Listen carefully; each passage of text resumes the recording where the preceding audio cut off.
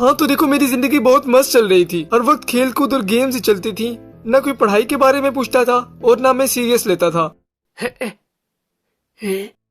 बस लाइफ इसी तरह ही मस्त चल रही होती है कि अचानक एक बंदा मेरा रिश्तेदार बन के मेरे घर आ जाता है, जिसको कभी मैंने जिंदगी में नहीं देखा होता।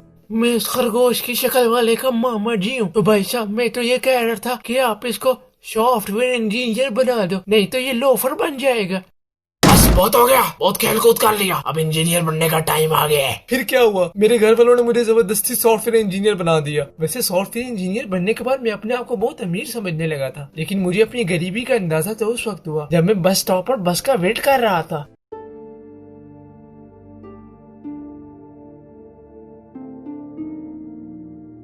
नहीं नहीं, इतना भी फिल्मी सीन नहीं है।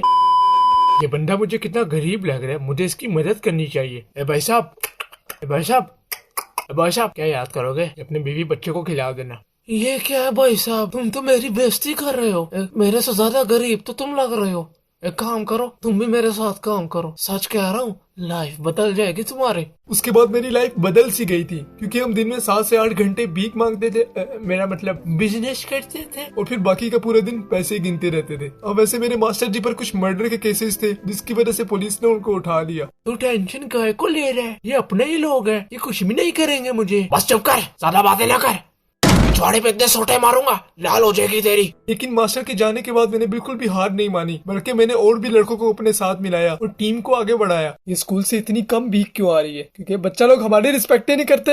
हाँ, तुम इस काम को सर अंजाम दे सकते हो, क्योंकि तुम मेरे सबसे वफादार कुत्ते हो। और तुम थोड़ा कम खाया पिया करो, वरना लोग तुम्हें भीख कैसे देंगे। हाँ, तुम एक काम करो, तुम अपनी टांगे काट दो। लेकिन कुछ नहीं होता। तुम्हारी कटी हुई टांगे देख के लोग तुम्हें बहुत पैसे देंगे और उसका हमें बहुत फायदा होगा। हाँ तो देखो, इस काम में बहुत इज्जत है, इतनी इज्जत है कि तुम सोच भी नहीं सकते। इतनी इज्जत तो किसी सॉफ्टवेयर इंजीनियर को भी नहीं मिलती, जितनी इज्जत हमें चलते फिरते मिल जाती है। बुढ़े, चल 10-20 रुपए निकाल। अरे इतना हट्टा कट्टा है, जाके काम धंधा क्यों नहीं करता? पीछे हो जा, नहीं तो सोटी मारूंगा। ज्यादा शाना ना बन, वरना गोली मार दूंगा। कहीं इसको पता तो नहीं चल गया मेरी गन नकली है? लेकिन मेरी गन तो पानी वाली है। कोई नहीं, इसी से ही मार देता हूँ। अरे मैं तो मार रहा हूँ। बॉस, मुझे इस पे शक हो रहा है, आप कहे तो इसको अरेस्ट कर लेता हूँ या गोली मार देता हूँ। अरे क्या रे चुलबुल, ये तो इतना फनी कंटेंट बनाता है, तो इतनी टेंशन काहे को ले रहा है? ये कितना फनी है।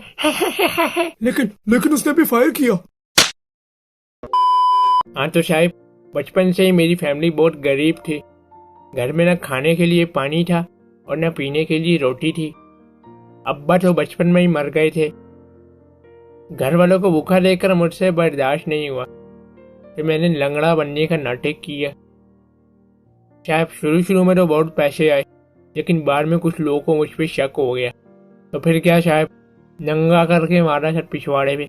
जब तक लाल नहीं वो छोड़ा नहीं उन्होंने। ये देखो साहब, सूजा हुआ है। देख बॉस, ये बहुत दोगलापन है, और मैंने तो पहले ही कहा था, इस काम में बहुत रिस्क है। और अगर आप भी किसी तरह के रिस्क से बचना चाहते हैं तो हमारी क्लासेस लें और हमारी ऑफिशियल वेबसाइट पे सर्च करें www.katora.com और अपना कटोरा हासिल करें। बस आखिर में मैं यही कहूँगा कि लोग हमारी रिस्पेक्ट करें। लोग हमारे काम को कुछ समझते ही नहीं है। हम इतनी मेहनत करके भीख मांगते हैं। और वीडियो अच्छी लगी हो तो वीडियो को लाइक करो और चैनल को सब्सक्राइब करो। और हाँ, अगर तुम्हें पार्ट 2 चाहिए तो कमेंट सेक्शन में जरूर बताओ।